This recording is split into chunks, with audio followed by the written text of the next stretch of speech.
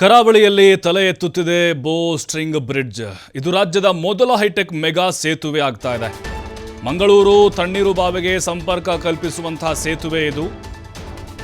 4,000 ಕುಟುಂಬಗಳ ಸಂಚಾರಕ್ಕೆ ಶಾಶ್ವತವಾದಂಥ ಪರಿಹಾರ. ಬಹಳ ವರ್ಷಗಳಿಂದ ಹೋರಾಟ ಮಾಡಿದ್ರು ಆ ಭಾಗದ ಜನ, ನಮಗೆ ಸಂಚಾರಕ್ಕೆ ಅವಕಾಶ ಇಲ್ಲ ಇಲ್ಲಿ ಅಂತೇಳಿ. ಪ್ರಸ್ತುತ ಕುಳೂರು ಮೂಲಕ 20 ಕಿಲೋಮೀಟರ್ ಸುತ್ತು ಬಳಸಿ ಬರಬೇಕಿತ್ತವರು. ಆದರೆ ಈಗ ಈ ಸೇತುವೆ ಆಗ್ತಾ ಇರೋದ್ರಿಂದಾಗಿ ಬರೀ 10 ನಿಮಿಷ ನೋಡಿ, ಬಹಳ ಅತ್ಯದ್ಭುತವಾಗಿ ನಿರ್ಮಾಣ ಮಾಡಿದ್ದಾರೆ.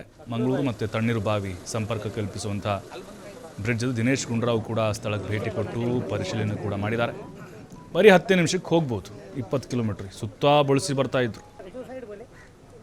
ಇನ್ನೀಗ ವಾಟರ್ವೇಸ್ 43 ನಿಯಮದಡಿ ನಿರ್ಮಾಣ ಮಾಡಲಾಗಿದೆ. ಮೀನುಗಾರಿಕಾ ಬೋಟ್ಗಳ ಸಂಚಾರಕ್ಕೂ ಕೂಡ ಅನುಗುಣವಾಗಿ ನಿರ್ಮಿಸಲಾಗಿದೆ.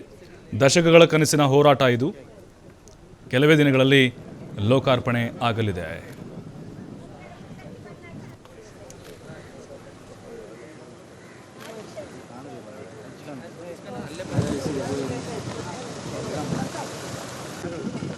ಮತ್ತು ಸುಮಾರು ಈ ಒಂದು ಬ್ರಿಡ್ಜ್ ಇಲ್ಲದೇ ಇರತಕ್ಕಂಥ ಸಂದರ್ಭದಲ್ಲಿ ನಾವು ಸುತ್ಕೊಂಡು ಬಳಸ್ಕೊಂಡು ಬರಬೇಕಾಗಿತ್ತು. ಅದರಿಂದ ಒಂದು ಅರ್ಧ ಗಂಟೆ ಕಾಲ ಹೆಚ್ಚು ಸಮಯ ತೊಗೊಳ್ತೈತೆ. ಈಗ ಭಾಳ ಸಮಯ ಉಳಿತಾಯ ಆಗ್ತದೆ. ಇದು ಏನು ಡಿಸ್ಟೆನ್ಸು ಕೂಡ ಕಮ್ಮಿ ಆಗ್ತದೆ.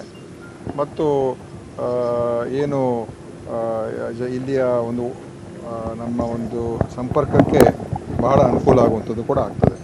ಆದ್ದರಿಂದ ಇದು ನಮ್ಮ ಸ್ಮಾರ್ಟ್ ಸಿಟಿ ಯೋಜನೆ ಅಡಿಯಲ್ಲಿ ಈ ಕಾಮಗಾರಿ ತಗೊಂಡು ಸುಮಾರು ಇದಕ್ಕೆ ನಾವು ಖರ್ಚು ಮಾಡ್ತಾ ಇರ್ತಕ್ಕಂಥ 64 ಕೋಟಿ ರೂಪಾಯಿ.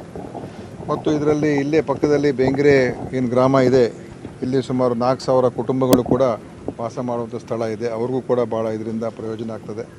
ಮತ್ತು ಇಲ್ಲಿಯ ಬೋಟ್ಗಳಿಗೂ ಕೂಡ ಓಡಾಡೋದಕ್ಕೆ ಇಲ್ಲಿ ಎಲ್ಲ ರೀತಿಯ ಒಂದು ಸೌಕರ್ಯಗಳು ಕೂಡ ಮಾಡಿಕೊಡ್ತೀವಿ. ಯಾವುದೇ ರೀತಿಯ ಅಡಚಣೆ ಆಗದೇ ಬೋಟ್ಗಳು ಅವರು ತಮ್ಮ ಏನು ನಿರ್ವಹಣೆ ಇದೆ ಅವರ ಓಡಾಟಕ್ಕೂ ಕೂಡ ಯಾವುದೇ ಸಮಸ್ಯೆ ಆಗದೇ ಇರೋ ರೀತಿಯಾಗಿ ಈ ಒಂದು